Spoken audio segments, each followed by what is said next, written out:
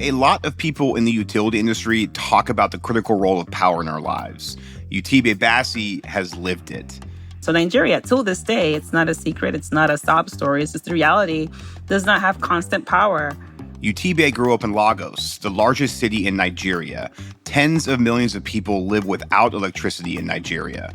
For those that have it, the service is very unreliable. And Utibe's daily life was a constant reminder of that energy insecurity. The sounds of generators were normal. The fumes from generators were normal. Low current, like power fluctuating and appliances getting ruined. Studying with a kerosene lantern, studying with a candle next to me. Many nights. Not knowing when there would be power, so you wouldn't know when to iron your uniform for school. And then came a radical change. As a teenager, her family immigrated to the United States. She didn't realize it then, but it would set her on a path to becoming a vice president at one of the biggest utilities in America. I never saw myself working for a utility company. I never had, some people may have, like, dear diary, one day I will grow up and I will finally get to the land of my dreams, which is the utility world. Never.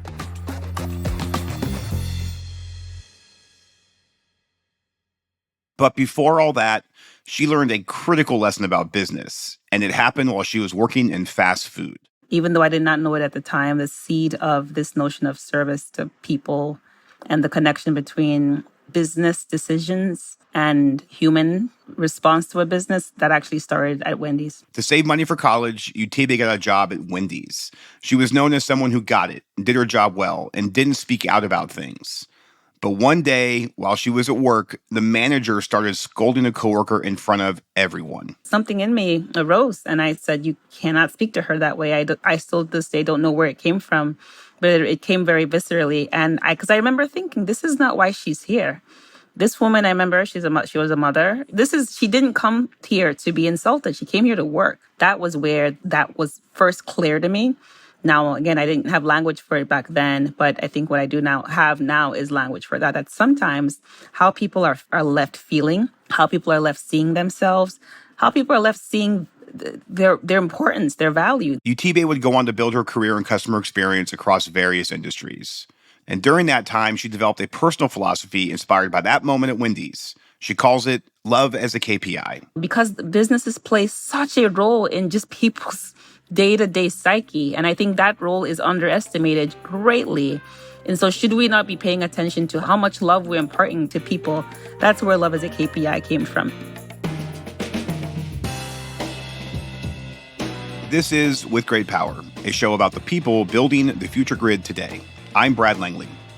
Some people say utilities are slow to change, that they don't innovate fast enough. And while it might not always seem like the most cutting-edge industry, there are lots of really smart people working really hard to make the grid cleaner, more reliable, and customer-centric.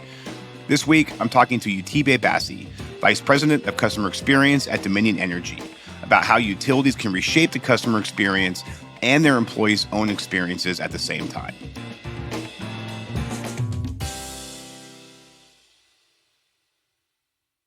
Love as a KPI. It might sound squishy to some, but as Utibe explains it, it's grounded in real outcomes. I'm in the CX world, and I've been in this world in tangential spaces for a long time. There are metrics like your NPS and your CSAT. However, those are important, but those are actually measuring how you feel about us. That's very different from me measuring how we have left you.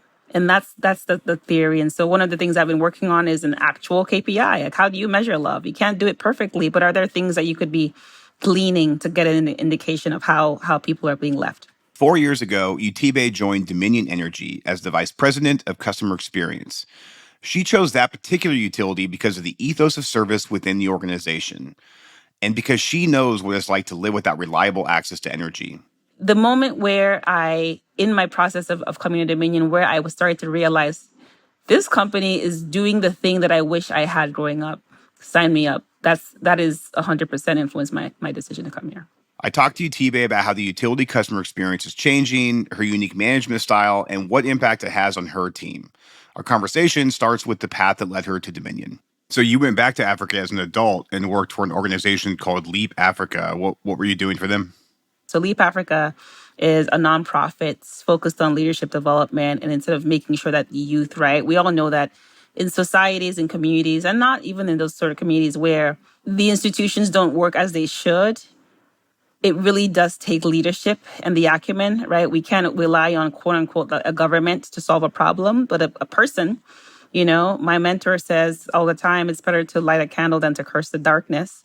And so that organization was just, it's a leadership development advocacy program for youth. And so I did marketing and comms, but honestly, it's a small enough organization where I got to do a bunch of different things and just serve. But that is I love the topic of leadership is one that I'm fascinated by, and I will be forever a student of.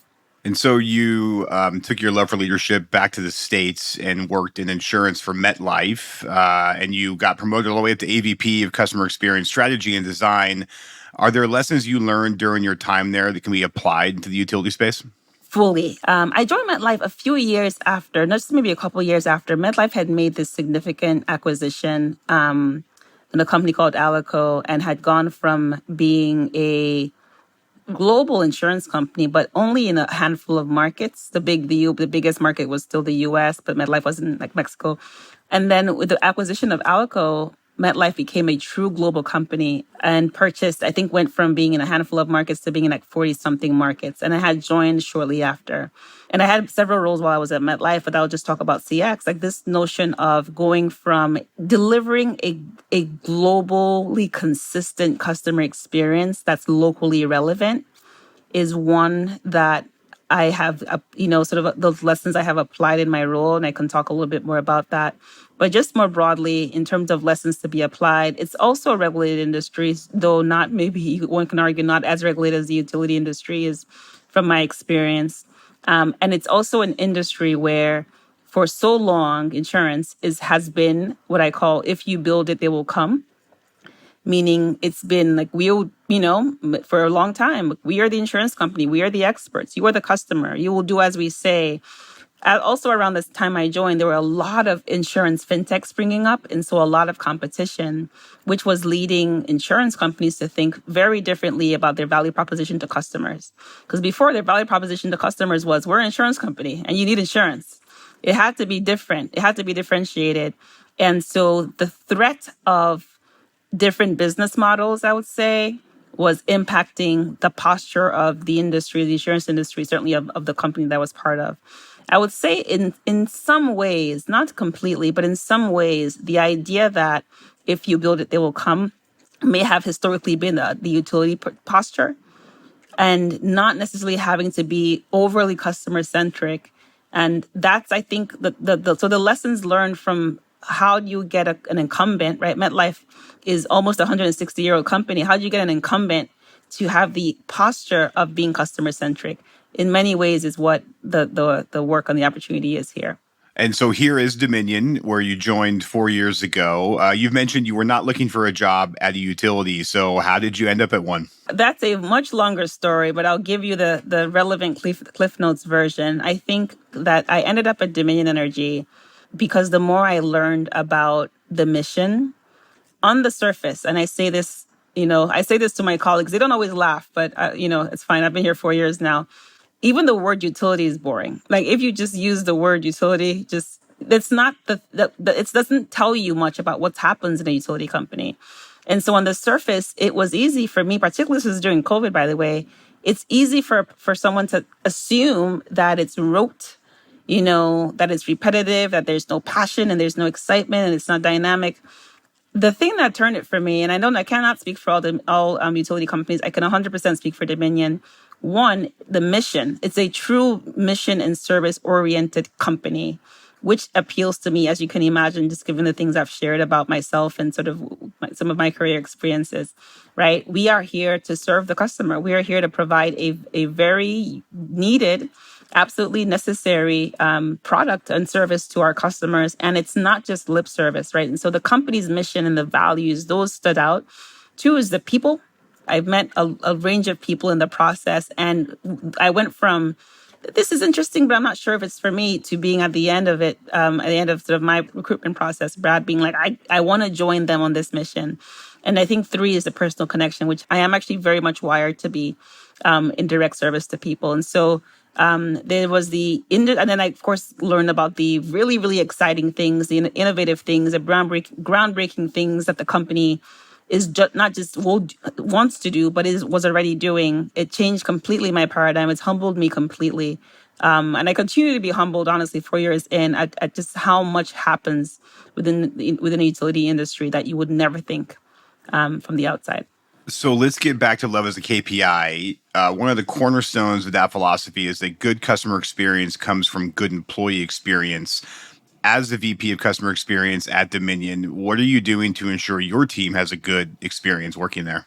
There are many things. Some of them are institutional. Dominion has family fun days, and some of it are sort of team leadership, depending on the department of our team. I'm talking about our sort of the customer experience team. That different departments have different committees, and they have different traditions. Some do social activities, etc. The thing that I find moves the needle the most, one is how can we there's a leader who I really respect who used to say this here at Dominion. How do you take bricks out of the wheelbarrow of the employees? How do you reduce the burden for them? Right. And so there's the social stuff and all of those things and the fun things, and those are appreciated. But if the day to day is a burden, and so I'm constantly thinking about what is burdening this team, where is it that what role am I playing in adding to that? How can I proactively take the burden out? I think it's an act of love, right? So one of the things I say often is that the same things that drive our personal relationships, the same things, the same elements that make a personal relationship. So my relationship with my partner or my brother or a friend are the same things essentially that organizations need to build relationships with other people, like their employees or their customers. And so if I knew that a friend of mine, there's something that I could do that would reduce the burden or stress for a friend, I would do it. It's not a question if I would do it. I think sometimes we think there's this what I call an imaginary firewall that we think in a corporate setting, that it's not somehow the same thing. It's the same thing, but we just at a different scale. And so the number one thing, beyond the fun and the social things, is like what's burdening the team, and how can we remove it? Now, how do you remove it? There are many ways. You either say we're going to stop doing it, or we're going to get you all help, or we're going to see what technology can remove it, or we're going to, hey, we know that there's a 6-week period where we're going to have to suffer through it, and so let's do it together. Like, there are ways to help relieve that and acknowledge that, right? It's like having a friend who is going through something, but if you don't acknowledge it, you may not be able to solve it, but at least acknowledge it, right? So it's the same principles I try to think about, like what would I do for a friend or someone I cared about, and how do I do that at scale for the team? And I think the second thing is presence. I'm finding we have a pretty large organization and we're spread out. There's not a second, even if it's a walk by and a joke that I tell or a sit down on a round table, those things mean so much to team members. You almost wonder, why, but just the idea that, hey, I'm sitting here, you matter. I may not even be able to solve the problem, but share it. Let's just talk about what's on your mind. That means the world. So those are two specific things, while there are a lot that surrounds that on the social front. Your team handles one of the most important and long-standing customer touch points, which is the call center. How have customer interactions at call centers changed over the past few years? They've changed in many ways. COVID is obviously, that point in the process where you start to see a lot of shifts. One, I'll even talk about it from an industry perspective. If the call center is an industry, well, COVID and remote work changed what that job is, which changed the supply and the availability of people to take that role, which changes, of course, then your ability to have people answer the phones for your customers. And so a lot of companies, not just in the utility industry, saw a shift where the contact center job has historically been an on-premise job. With COVID, it went fully remote for some companies have been doing that, but it went fully remote for some companies, and also people were finding other things to do. And so basically there was a big shortage of resources, and which impacted the call centers. With the advent of digital, as we move more transactions to the digital channels, more of these what we call the sort of easier transactions, like transactional calls, like how much is my bill, things like that, to digital channels, the nature of the remaining calls becomes much more complex, which requires a different skill set, which requires and also changes your metrics like handle time and ASA and things like that. And so I think we've seen all of it, honestly, in the past few years. We've seen a shortage of folks in those roles. We've, of course, responded to that, and we're in a really good place now. We're seeing the mix of calls change. And so from the easier transactional ones, we are now left with more complex calls that take longer. And I think other things, for anyone, really familiar with this space, other things, more macro things also affect the calls, right? We had a period as a nation where there was inflation, or at least a lot of conversation around inflation, which puts pressure on people and their bills.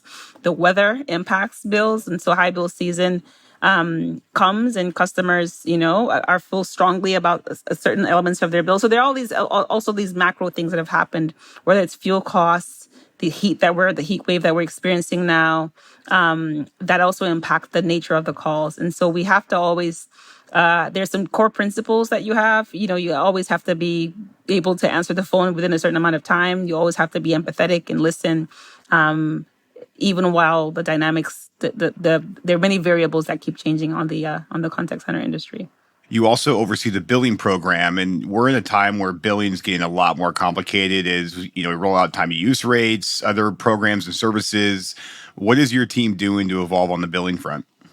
Yeah, we're looking at solutions that we've never looked at before, where we're looking at the patterns, and because I think the bill is usually a manifestation of something, right? And so different programs you put in, you have new types of meters, AMI meters, everything sort of manifests in the bill. You have net metering. A lot of these programs, everything sort of the moment of truth from a customer perspective is the bill. We've looked at our e-bill. We've looked at our e-bill, our electronic billing process to make it a lot more comprehensive and user-friendly. And so that's at the bill level. But in terms of the systems, the tools that the back office uses to get to the bill, we are always constantly looking at how can technology aid our teams, right? So, we talked before about taking bricks out of the wheelbarrow for our team. The more complex the inputs are, the more complex the process can be. And so we are looking at how technology can help streamline some of those things. Not long after you joined Dominion, Virginia passed the Clean Economy Act, and one of the goals is to reach 100% clean electricity by 2050. How does that impact your work on the CX front? So our team, I would say, has sort of two buckets. There's the customer service world, which includes the contact center and billing. And then a hat that we have, what we play is customer experience, which is neither of those things, right? So customer experience is more of the collection. One of the things that we say a lot here is that customer experience is impacted by all the interactions that a customer has with the company. And so it's also our team that works closely with other departments across the company to help each department see their role in CX. Saying all that to say that these programs, right? And so in terms of driving, align with the VCEA or any broader goals that we have as a company to drive customers into programs that are more on the clean front, we play a role in helping to form and formalize that. What is that experience like? What is that end-to-end experience? This is interestingly something that I did quite a bit of in my previous world in insurance, where you have your core insurance product, but then you have all these sort of value-added services that you have to design and experience to get people to sign up for. It maybe isn't a traditional core competency of many utility companies. The marketing, the design, the promotion, making sure, because again, for this act, for us to be successful, human beings, like the day-to-day people, need to understand what these programs are. You need to see the value in it. They need to sign up in it.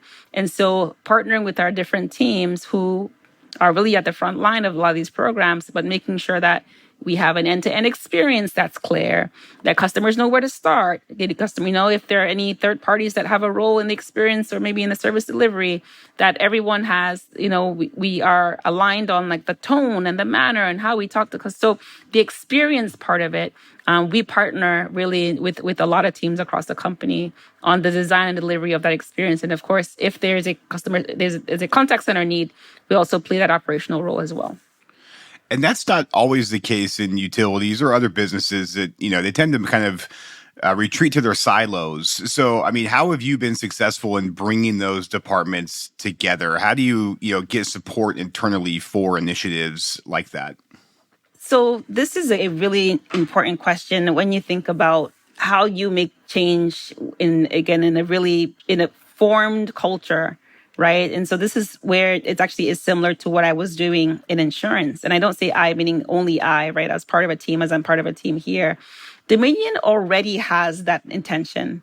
And so even for me, just objectively, when I was coming to Dominion, one of the things that I observed is at the senior leadership level, the idea of the importance of customer experience. There's a lot of clarity and alignment already, which you absolutely need. So if someone ever came to me and said, hey, I'm considering doing CX in such and such company, number one thing I will tell them is look for leadership alignment on the importance of it. Because it's much, much, much more difficult to do that, to achieve it without that. And so with that in mind, it makes it easier. And honestly, everyone, I'm saying this not as a salesperson for the company, but genuinely as someone who's only been here 4 years compared to a lot of my colleagues who have been here much longer. The company has a really strong culture when the intention to do well and right. And so while there's of course, there's silos. I have not yet myself come across any opportunity to say, hey, team A and team B, let's talk more about the overall experience. And people say, no, we're not interested.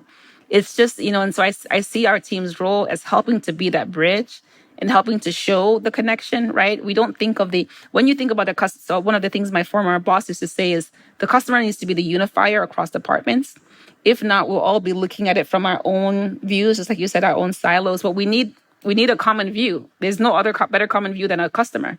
Because if we have a common view, then it's not about my thing or your thing. It's about that thing. And then we all see ourselves in the context of that thing. And that thing has to be, that unifier has to be the customer. We call this show With Great Power, which is a nod to the energy industry. It's also a famous Spider-Man quote. With great power comes great responsibility. What superpower do you bring to the energy transition? I would say a real either understanding or intent to understand human behavior and human motivations. That's the value I bring to most settings, is thinking through how does this impact a human?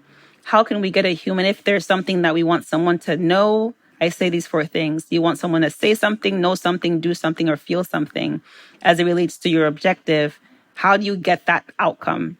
Right. And so my lean is always on the humans behind the change, the humans behind. And so in terms of the energy transition, I think a lot about what different segments of customers are different, of course, Brad, but what is it that we're ultimately trying to get people to know about their energy usage or about the transition, to feel, to think, or to do?